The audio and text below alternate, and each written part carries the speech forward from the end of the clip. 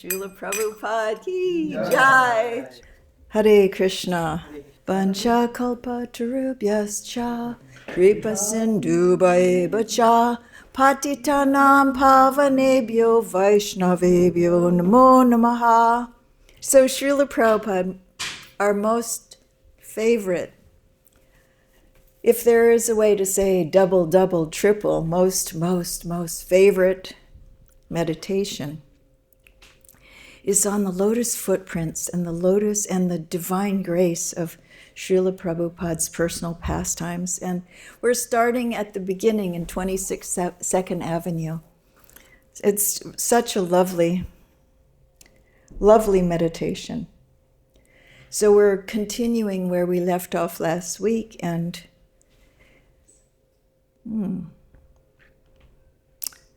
wait a second, this does not look, this is continuing on from a conversation, and this is by Hayagriva, and he's saying he had the Vedas and Lord Krishna behind him, and he certainly made sense. My friends and I attended more meetings, and we found ourselves rising sleepily at 6 a.m. to attend morning class too.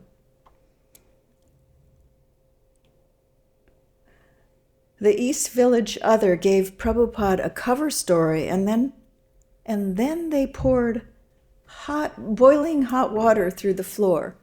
In those days, I have to say, we were treated as if we were freaks. Freaks, literally. I mean, we were pelted on Harinam, but with tomatoes. Water was poured on us, and here in this case, they poured boiling water through the floor on the devotees below. So we were persecuted for our uniqueness. They didn't really understand that we were practicing an ancient religion. As we read last week, Prabhupada called it the kindergarten of bhakti-yoga. Or maybe we'll see it might be in this, but it was just beautiful because he was just starting out teaching his young boys and young girls. So here, he was saying that still they poured boiling water through the floor. And the next thing he says is, we were in ecstasy. None of that fazed them. New York Times printed a story on the Lower East Side Swami. That in those days, we were really big on getting always in the newspaper.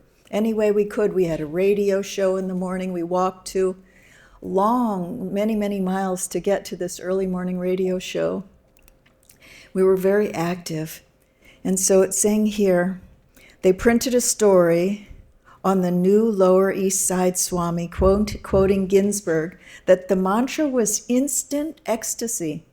At that time, we were all looking for the buzzword was tune in, turn on, drop out. That was the slogan of the times. Tune in, turn on, and drop out. That means out of society. Tuning in is like almost a meditative conception of tuning into yourself and turning on, but they were doing it with psychedelics instead of Kundalini yoga or any kind of meditational process. They were thinking, and Prabhupada called the yoga gymnastics. You'll see a little later on, he called the yoga that was being practiced in the West gymnastics. Exercise, basically. So quoting Ginsburg, that mantra was instant ecstasy. Prabhupada's classes were suddenly being transformed into a movement. During the night meetings, the small storefront was packed. Kirtans were getting livelier. The music was sounding better and better, and people were loosening up and even dancing. The chanting, kartals, drums, and harmonium were so loud that the inevitable complaints from the neighbors started coming in. Curious New Yorkers crowded about the storefront windows. Some laughed, some cursed, one even threw a rock through the window. And the neighbors upstairs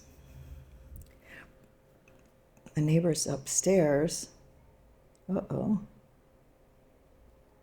Well, here we just jump right into the Prabhupada had prodigious energy, and he was up every morning before any of us, and he pounded the drum, exhausted everyone at kirtan, chanted hymns, danced, delivered lectures, translated books, cooked, and supervised all affairs. He was triple the age of any one of us. To help spread the movement, Ginsburg suggested chanting in Tompkins Square Park, where the hippies were starting to congregate. For 4 consecutive Sunday afternoons, we held kirtan in the center of the park. Prabhupada kept the rhythm of the Hare Krishna mantra by pounding a small bongo drum somebody had given him. One Sunday, he played the drum 2 hours incessantly, and his disciples practically fell out. That was a theme. Prabhupada's walks, no one could keep up with him. When Prabhupada chanted, played the drum, no one could keep up with him. He was, he's saying here, so many times our age. We were in our teens and 20s, and Prabhupada was in his 70s, and still we couldn't keep up with him. He was divinely inspired. The crowd accepted us at first with mild enthusiasm. They gradually warmed up, and finally the kirtans expanded into 3-hour marathons. Many of the youth would join in and dance. Some of the old Ukrainian and Polish residents would stare uncomprehendingly, then walk away shaking their heads and grumbling. We got that a lot, because we would be chanting down in the streets in Waikiki, where it's massive amounts of tourists going by, and we got a lot of people they did not get us. The shaved heads, wearing of dhotis, they didn't, culturally it was different, very, very different. So a lot of times you saw people shaking their heads and grumbling. Many people stood for hours on the hard concrete to join in the chanting. Poet Ginsburg joined every Sunday. I recall one Sunday when a New York Times reporter asked me to bring Ginsburg over to him. Ginsburg was absorbed in the chanting, but I asked him anyway. It was the only time I ever saw him annoyed. He said he shouldn't interrupt a man worshiping. He said, tell them that. And he went right on chanting. Now this was all written by Hayagriva, and now he's gone away and he's come back to Prabhupada. This is in Hari Sari's diary. And he's returning to Srila Prabhupada. Srila Prabhupada, when someone did some service for him, anyone did any amount of service for him, he never, ever forgot them. And this was a theme.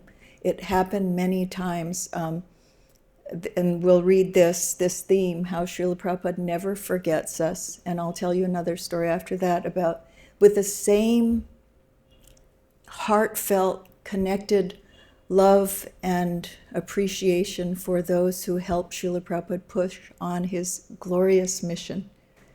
So in Hari Sari's diary, it says, it's your old Hayagriva, Prabhupada. This is how he came to Srila Prabhupada. There was an emotional reunion this afternoon between Srila Prabhupada and Hayagriva Prabhu. Although he was one of Srila Prabhupada's first disciples, he has been away from devotional service for some years. He has come now to finish the philosophy book project and to be with Prabhupada for some time. He walked slowly into Prabhupada's room, his face flushed and his deep voice trembling. Prabhupada could do that to you. You could be a big, powerful man and you could shake in front of Srila Prabhupada because of his intense presence of Krishna consciousness. I remember serving him his prasad, putting the plate down on his choki and shaking. And I saw big, strong men shake in Prabhupada's presence, trying to please him. And so here's Hayagriva, who had sat hour after hour, week after week, helping Srila Prabhupada writing. He was very poetic in his writing. Still, he's before Srila Prabhupada with his deep voice trembling. "It is your old Hayagriva, Prabhupada," he choked out, and fell sobbing to the floor in full-length dandavats. Prabhupada sat behind his desk silent, but clearly moved by the sight of his sometimes wayward son. When Hayagriva got up, Prabhupada gave him a garland and remarked to Radhavallabha Das, he said, and me, how Hayagriva, how Hayagriva had been sent by Krishna to help him spread Krishna consciousness all over the world. In reply, Hayagriva said that he had never forgotten Srila Prabhupada, not even for a day. Prabhupada was deeply affected by this and said that he also had never forgotten Hayagriva. He was thinking, has Hayagriva gone away? I was thinking like that. His voice broke and he was unable to speak for a few seconds. Although he tried to check his tears, still some trickled from the corners of his eyes. Then he tipped his head from side to side. "All right," he said. And we all left. Prabhupada has so much affection for his disciples, no one can estimate how much. It is very apparent that he never forgets any devotional service that has been rendered to him. There's another story I've just been reminded of. It was here in India, and Srila Prabhupada had gotten a letter from Siddhaswarup Ananda Goswami at the time. And in the letter, Srila Prabhupada was reading the letter, and he was reading it out loud. And in the letter, he said, when you think of Hawaii, he was initiated at the time of the installation of the first Panchatattva deities in the Western world in Hawaii by Srila Prabhupada personally. And he, at that time, was given sannyas, and so he was writing to Srila Prabhupada. As he did, he wrote, and this story of Siddhaswarup is so fascinating because he came with 200 disciples, at least, maybe 250. He was the only guru who came with his disciples and surrendered them all to Srila Prabhupada. Prabhupada said, and this is why I question Ritvik, because in our presence in Hawaii, when a guru came to surrender to the lotus feet of Srila Prabhupada said, I'll train you, you train them. Let them be your disciples. And he said, no, Srila Prabhupada, I want them to be your disciples. So he turned them over to Srila Prabhupada. And after Srila Prabhupada's disappearance, he started to take disciples because he already knew he had been authorized in the presence of Srila Prabhupada to like that. So that circumstance we saw and we heard in Hawaii, and so we have a certain perspective. But this letter came, and Srila Prabhupada was reading it, and Siddhaswarup said, and sometimes when you think of Hawaii, I hope you think of me, Srila Prabhupada. And tears were gliding down Srila Prabhupada's face. Abhiram tells the story, he was there. And Prabhupada said, I will never forget you. Prabhupada never forgets the service of his devotee. I know I told you about Aniruddha, who had helped with the LA temple. He never forgets the service that anyone renders to him. It is an eternal relationship.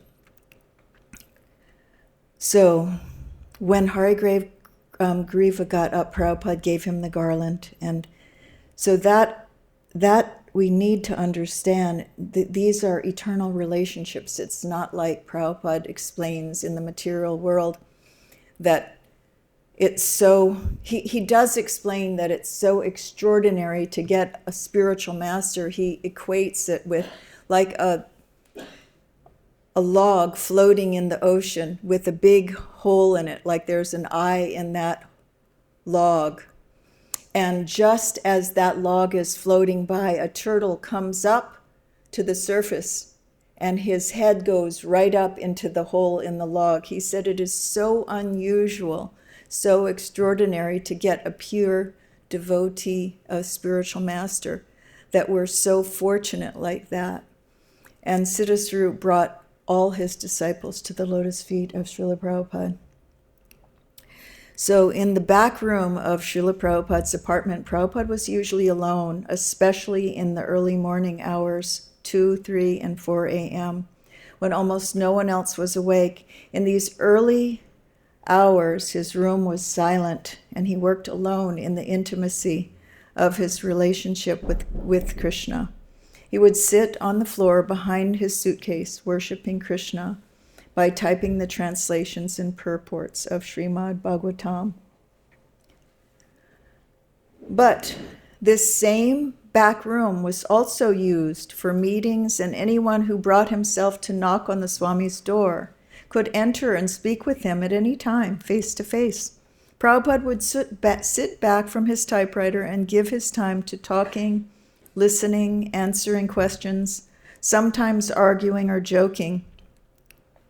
A visitor might sit alone with him for half an hour before someone else would knock, and Swamiji would invite the newcomer to join them. New guests would come and others would go, but Swamiji stayed and sat and talked. Prabhupada had an open door policy.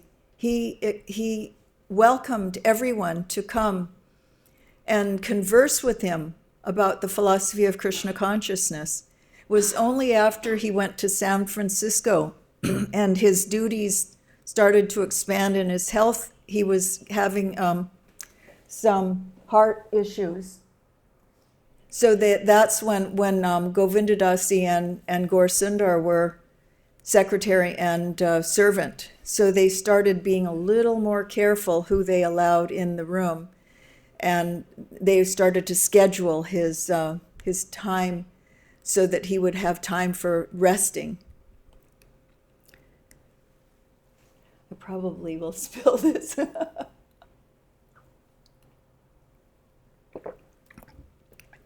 This was the thing I was amazed watching Prabhupada, it was 1971, and he was, to see, we had never seen people drink out of a glass that style and he would just, it was so graceful, glug, glug, glug. It was like magic for me, it was something like magical. And then you come to India and you're seeing everyone there able to do like this amazing way of suchi drinking, being very clean. Prabhupada taught us all of these little etiquettes, of cleanliness that we didn't know. We were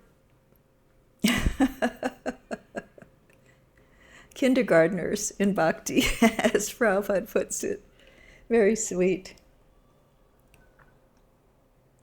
Meanwhile, also in Srila Prabhupada's room, he was writing letters to his godbrothers to send funds to open a center in New York City, writing to the Salvation Army to get help for bringing Lakshmi to the West to open the temple, reporting his progress to everyone that had or could help him. Here is one such letter to Srimati Murariji. Madam Srimati Murariji, all this, he's doing this worldwide concept of, he's planning to take over the world with Krishna consciousness. He's planning to build an Indian temple in the heart of New York City. He's getting the government to weigh in on it. He's got donors standing in the wings. He's orchestrating this. And meanwhile, he's teaching kindergartners and cooking, cleaning, doing everything. Madam Srimati Murariji, okay, I'm going to mess up this. I'm going to say, please accept my greetings and blessings of Lord Bala Krishna. I hope by the grace of Lord Sri Krishna, everything well with you. This is Prabhupada writing English. He didn't have a secretary. He's not dictating this. He's doing this himself. And his English is impeccable. Impeccable. Once Brahmananda corrected him, and then he looked it up and Prabhupada was correct. He was wrong. And he was an English professor. Prabhupada was correct. He was wrong. Since I received your last letter of October 9th, 1965, I was very much encouraged that you wrote to say, I feel that you should stay there till you fully recover from your illness and return only after you have completed your mission. I think these lines dictated by you are the words of Lord Balakrishna expressed through your goodness. He gives credit, that Krishna is speaking through everyone. Everyone is being sent by his guru. Everything is Krishna conscious. He's grateful for everything. He teaches us how to think, how to speak.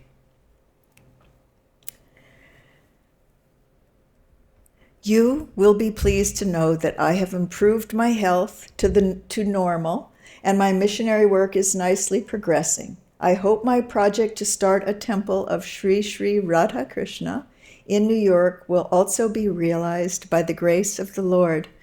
Sri Padampat Singhania of Kanpur, JK organization, has kindly agreed to construct a nice temple of Sri Sri Radha Krishna in New York. I'm trying to solve the exchange problem by all means, and I am seeing some light for this purpose also. Since I came down to New York from Butler, Pennsylvania, I have rented the above room at $70 per month, and I am delivering lectures on the Bhagavad-Gita and Srimad Bhagavatam accompanied by Sankirtan, and the American ladies and gentlemen come to hear me. You will be surprised to know that they do not understand the language of Sankirtan, and yet they hear with attention. The movement which I have started here is completely new to them, because the Americans are generally acquainted with the Indian yoga gymnastics, as it is performed by some Indian yogis here. They never hear of bhakti cult or the science of Krishna before, and still they are hearing me. This very idea is a great success for me. Now I shall require some Sankirtan instruments from India and 3 men to assist me in my missionary activities. And if the temple is started, I have to bring many things from India, and I wish that you may kindly arrange for free conveyance of my men and goods in this connection. I've already asked one of my devotees in Calcutta to send 2 mridangas for Sankirtan, and I have advised him to deposit the same with your manager in Calcutta for carriage to New York by any one of your ships. Kindly issue instruction for your managers in Calcutta and Cochin to carry my things as above mentioned free and oblige. Prabhupada, he knew how to engage us in service. So nice. In India, when I started for America, your goodness promised to reply my letters regularly, and I have not received replies for my 2 letters. Please therefore see that my letters addressed to you may be duly replied. In those days, you would reply to a letter by the date. Here we have instant everything. You see, it says today, yesterday on your WhatsApp or on your email. Everything is quick, but there, Prabhupada would reply, I'm replying to your letter dated such and such. So you keep a track of it like that. Prabhupada the amount of writing that he did personally and that was done, as dictated by him, it's amazing. He didn't have the internet to do all that he did. It's inconceivable, truly. Please therefore see that my letters addressed to you may be duly replied. I've come here at this old age neither for sightseeing nor for any personal interest. It is for the interest of the entire humanity that I am trying to implement the science of Krishna, which will actually make them happy. So it is the duty of every devotee of Lord Krishna to help me by any means. Kindly reply this letter and oblige. Hope you are well. Kindly convey my good wishes to all your staff, especially to Sarva Shriman Shokshi, Nagarajam, and Acharya. Thanking you once more, yours sincerely in the service of the Lord, A.C. Bhaktivedanta Swami Prabhupada. Oh, I'm saying Prabhupada. Now here's a letter to the Reserve Bank. This is Prabhupada. You go back in his letters and you see he's busy. he's trying to get an exchange thing going. He's trying to see how to get money and he's trying to get the government of India to support him with the cultural program. It just amazes me what he's doing to spread Krishna consciousness. We always hear he's sitting in Tompkins Square Park chanting Hare Krishna. But meanwhile, it's like, it reminds me, how Prabhupada, and we'll talk about it a little later, he comes up, he's talking about how he had been a follower of Gandhi. And he told us that it was not so much Gandhi and the principles that of just being peaceful, and it was Subhash Chandra Bose. So meanwhile, Prabhupada's like Subhash Chandra Bose for Krishna in the background. He's making all of these arrangements, to bring men to start a temple, to get the instruments, to figure out how Lakshmi can be, and get donors and keep everybody up to date. He's doing all of this. It's like a 3-ring circus, and he's making it look so easy. Because he's down and he's cooking and he's translating, he's still doing the scriptures, and he's doing everything else to train these young boys and girls. So here's a letter to the Reserve Bank of India, April 30th, 1966. I beg to inform you that I am a Vaishnav sannyasi in the line. And then there's times he talks about his credentials.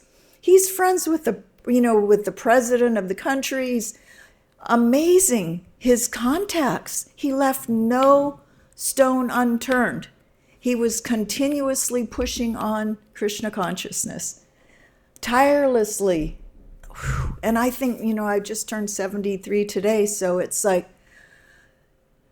wow, that means it was right around now that, and I think of the amount of energy I don't have. And Prabhupada was setting up a worldwide mission at this age. And you realize it even more the older you get, how marvelous and amazing Prabhupada was. So in pursuance of the cult of love of Godhead as propounded by Lord Chaitanya 500 years before, I have come to America to preach the same cultural mission on the principles of Bhagavad-Gita and Srimad Bhagavatam. My translation of Srimad Bhagavatam, published in 3 volumes, first canto, is recognized by the government of India, both central and the states. Here in America, also the same publication is approved by the State Library of Congress in Washington, New York Public Library, the Philadelphia University, and many other institutions. Arrangement is also being attempted to get an American edition of this publication, as well as editing my paper Back to Godhead. Did he ever sleep? Since I have come to America in the last year, September 1965, I have traveled many parts of the country. This is now April. So September, just think of it. September, October, November, January, February, March, April. We're talking 7 months here. He's been in the country 7 months, and he's already making headway. He already has students. He's already making arrangements like this. Since I have come to the country in this last year, September 1965, I have traveled many parts of the country. Some of the local papers have published articles about me, and they have designated me as the ambassador of bhakti-yoga. Prabhupada, the ambassador of bhakti-yoga. Ah, that's Srila Prabhupada. It just amazes me. At present, I am staying in New York City at the above address and holding my classes on the culture of musical kirtan, as well as discourses on the cult of devotion bhakti on every Monday, Wednesday, and Fridays, which are participated by American youths, ladies, and gentlemen. They appreciate the musical mellow very much, although they are not very conversant with the language. And without understanding the language, they give an oral reception to the kirtan in a devout manner. So there is ample prospect for propagating this Indian culture in this country. I want, therefore, to establish this cultural center, and for this I wish to get some exchange from India.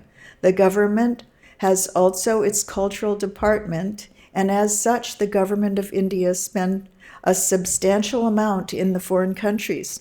Similarly, I wish to preach this Bhagavat-approved culture not only in America, but also in other countries outside of India. Just see, he's conceiving a worldwide organization.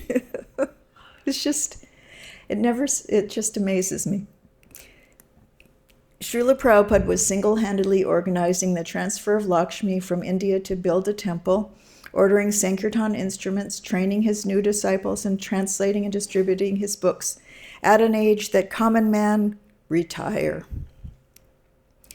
The letter continued, I have already made experiment in this matter, and I think there is good prospect for propagating the particular culture of how to love God all over the world, specifically in these days of forgetfulness.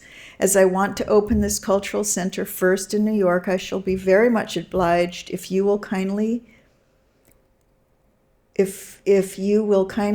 me know the procedure, or let me know the procedure in this matter. Thanking you in anticipation for an early reply. Yours faithfully, A.C. Bhaktivedanta Swami. And in a letter to, this is interesting, this is after I was reading a lot of letters to his godbrothers. So this is like a little bit of a wrap up there, saying in a letter to Mangala Niloy Brahmachari, May 16th, 1966. My dear Brahmachari, please accept my heartfelt greetings to your letter of the 11th instant, and I have noted the contents very carefully. Your strong desire to come to the Western countries is very laudable because Srila Prabhupada had a great hope to preach the gospel of Sri Rupa and Raghunath in these parts of the world. At the same time, there is a great prospect for preaching the cult of Sri Chaitanya Mahaprabhu in this part of the world. The Americans have very great regard for Oriental culture and philosophy, and taking advantage of this opportunity, many so-called Oriental men of wisdom have exploited their sentiments simply for the matter of livelihood. Since I have come to this country, I've traveled many parts of the country, especially in Butler, Pennsylvania, Pittsburgh, Boston, Monroe, etc., and everywhere I've seen that the people in general have great respect for Oriental culture, and mostly they are attached to the gymnastic process of the Hatha Yoga system. But the system of bhakti-yoga will be very much appreciable to them if we could open a center here in New York. With this aim in view, I tried my godbrothers to join together for this preaching work in the foreign countries by combined force. I tried first Keshava Maharaj, then Ban Maharaj, and then Tirtha Maharaj. But I have failed to get any cooperation from either of them till now, and therefore, when I was just arranging to go back to India to try for myself, it is a great omen to receive your encouraging letter under reply. I know you well, and I think once we met at Vrindavan some 8 or 9 years ago before, and I took prasad at your then mat behind Ranganath temple. Perhaps you saw my paper also, Back to Godhead. I think if you come at all, you should come here with a tangible program, and it is encouraging to note that you wish to work under me by full cooperation. You will be glad to learn that Sir Papambat Singhania of Kanpur was approached by me in correspondence, as he is known to me before, to erect a Radha Krishna temple in New York, and he has agreed to take up the work very nicely, provided there is sanction of the Indian exchange. Srila Tirtha Maharaj promised me all help to get this exchange sanctioned by seeing the president and the finance minister, as he is supposed to have some influence over them. This correspondence is going on since January 1966 with Sripad Tirtha Maharaj, but his last letter appears to me very disappointing. This is a letter of January 1966 with Sripad Tirtha Maharaj, but his last letter appears to be very disappointing. Now he asks me to go back to India and try for the sanction with his joint effort from the Deputy Controller of Exchange in Calcutta. Srila Tirtha Maharaj has definitely assured me that the exchange will be sanctioned on submission of plans and expenditure of the proposed temple. But I am not very much encouraged to have this information. I therefore beg to request you to inquire immediately from the Deputy Controller of Exchange Control Department, Reserve Bank of India, Calcutta. Please take definite information about this, and if the information is correct as per statement of Srila Tirtha Maharaj, then let me know the procedure to be followed in this connection. It's a very important item of my foreign travel. If we can open one center in New York, there is great potency for opening other centers also, not only in America, but also in Europe, Japan, China, and many other places, just to fulfill the desire of Srila Prabhupada and Sri Chaitanya Mahaprabhu. This is purely cultural program for spreading the Hindu culture, and if the Hindus have no such scope for spreading their culture, then what is the meaning of independence? Woo! That's he really hits home. You know, he's telling you all, and then what is real liberation? What is the meaning of independence? Srila Prabhupada was a transcendental autocrat like Krishna himself. He was following in the footsteps in such a way. He was orchestrating everything in relation to Krishna. And he wanted us to get liberation from all of this mundane wrangling, onslaughts of material nature. And he was also had a feeling of pride of Indian culture. And he was trying to light a fire under his constituency, his god brothers under them. Come on, let's spread this Hindu Dharma, this Sanatan Dharma. What is the meaning? We've got independence. Now let's do something with it. Prabhupada knew how to motivate people. He could see what would motivate you, and he would use that, whatever it took. However, he could inspire us to serve Krishna nicely. These points are to be taken, and I think there must be some provision for such cultural propaganda because the government has its own cultural ministry and is spending millions and billions for this purpose. Please try for this first and foremost, and if we are successful in getting the sanction, then other things will follow automatically on this cultural program. Prabhupada said if you're going to hunt the rhinoceros. He's going for the top, He's not shooting for some small little things. He's really going for it. He says, I hope you follow this idea because you have done so many practical work in the mission, and I want to know simply whether the Deputy Controller of Exchange is actually in power to sanction such exchange as to open Hindu temples, etc. in foreign countries. I understand that Sripad Madhava Maharaj also sometimes goes to see the president, and therefore he must be very well acquainted by such occasional visits. I think he can also help me in this connection.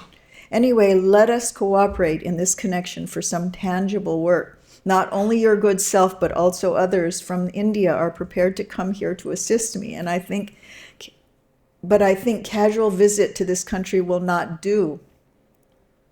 We must have some center of activity either by establishing a temple of our line of action or by establishing an organization like Ramakrishna Mission for this cultural work. Anyway, your voluntary offer for cooperation is very welcome, and I take it for Srila Prabhupada's help in this great adventure. If I shall remain here for some time, surely I shall call you as desired by you, provided you work in cooperation with me fully. You could see Srila Prabhupada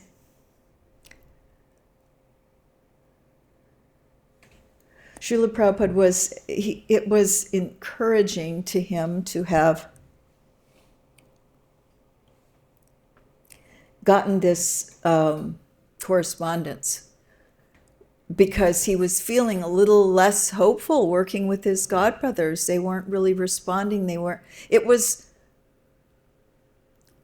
rather than work together, they were working more separately. And Prabhupada was trying to pull us all together. So Srila Prabhupada said, personally, I can take the sponsoring for you in the month of September 1966, but my visa period will end in 30th June 1966. So you see circumstances favorable, So if I see circumstances favorable, I shall try to extend my visa for the required period. Otherwise, I shall return to India after the above date. My staying will now depend on your good cooperation in India for the present. In the meantime, I am trying also here what can be done. The idea of preaching here and in India is completely different. Here you cannot make any collection whatsoever. At the same time, the expenditure too heavy. I am paying here rent $100 per month, which means 500 rupees in our Indian exchange. Besides that, my expenditure is daily $4, 2 persons. Mr. Paul is wholly devoted to my work, but we are getting some contribution from our meetings on Mondays, Wednesdays, and Fridays when we perform Sankirtan discourses on the Bhagavad-Gita or Srimad Bhagavatam as our usual program. If you come, it will be great help for me, provided you agree to work under me. More in my next. Hope you are well and awaiting your early reply. Yours sincerely, A.C. Bhaktivedanta Swami. These points are to be raised, and I think there may be some... Oh no, we've already... Oh. I'm confused. Okay.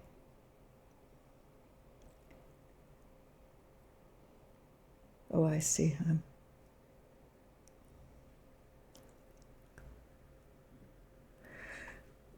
Say, the All India Congress Committee has reviewed my books in the following words. At a time when not only people of India and those of the West need the chastening quality of love and truth in the corrupting atmosphere of hate and hypocrisy, a work like this will have corrective influence. What is God? He is truth. He is love.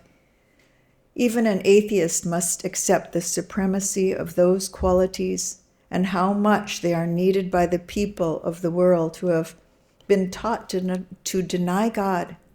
And these qualities do not require much emphasis. The author has attempted a tremendous task. A perusal will give us a sample measure, a knowledge of the original. The essence of Srimad Bhagavatam is the exposition of the absolute truth. For an understanding of absolute truth, we would recommend this book. Mr. N.C. Chatterjee, MP, and the late president of the Hindu Mahasabha writes, you have done a first-class work, and you deserve the hearty commendation of every Indian and every Hindu. Your deep, penetrating study of the subject and your philosophical insight are reflected in this work. You are doing great service to the cause of humanity. So this cultural mission for enlightenment on the entire human society in New York is the best center for distributing such cultural knowledge because it is the headquarters of the United Nations. We see Prabhupada, again, he didn't think small. It's like we're going to go right for the heart of the planet, right for the United Nations, Just amazing. Just amazing. So this cultural mission for enlightenment of the entire society in New York is the best center for distributing such cultural knowledge because it is the headquarters of the United Nations. We shall erect such a nice cultural hall and temple, and everywhere is ready for this opportune moment. Kindly, therefore, give your sanction for this noble and sublime activities of Indian original culture still going strong. His Excellency Dr. Radha Krishna, the President of India, knows me personally, and if need be, you can take reference from him about me. Kindly help me in your early sanction of the release of exchange, and I shall await your favorable reply per return post. Prabhupada was just amazing. Just amazing.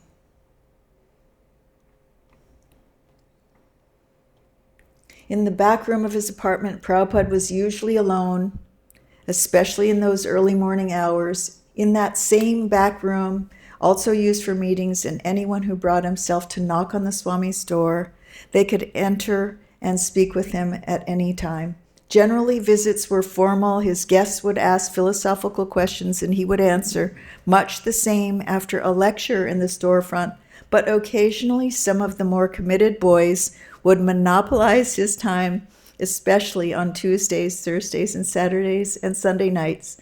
And when there was no evening lecture in the temple, they would often ask him personal questions. What was it like when he first came to New York? What about India? Did he have followers there? Were his family members devotees of Krishna? What was his spiritual master like? And when Prabhupada would talk in a different way, quieter, more intimate and humorous, he told one morning in New York he had seen snow and thought someone had whitewashed the buildings. He told how he had spoken at several churches in Butler, and when the boys asked him what kind of churches there were, he smiled and replied, "I don't know." They laughed with him. He would reminisce freely about the British control of India and about Indian politics. He told them it was not so much Gandhi as Subhash Chandra Bose who had liberated India. Subhash Chandra Bose had gone outside of India and started the Indian National Army. He entered into an agreement with Hitler that the Indian soldiers fighting for the British India would surrender to the Germans and could be returned to the Indian National Army to fight against the British. It was this show of force by Bose, more than Gandhi's nonviolence, that led to India's independence. He talked of his childhood at the turn of the century, and then the street lamps. Gas-lit and carriages and horse-drawn trams were the only vehicles on Calcutta's dusty streets. These talks charmed the boys even more than that of the transcendental philosophy of Bhagavad-Gita and drew them affectionately to him. This was a personal process. People were falling in love with Prabhupada, person Bhagavat. He was so unique, so transcendental. Josh, Diva Shakti's here. Oh my goodness, Haribo. I'm in the presence of masters. We've got Narayani and Diva Shakti here. Hare Krishna.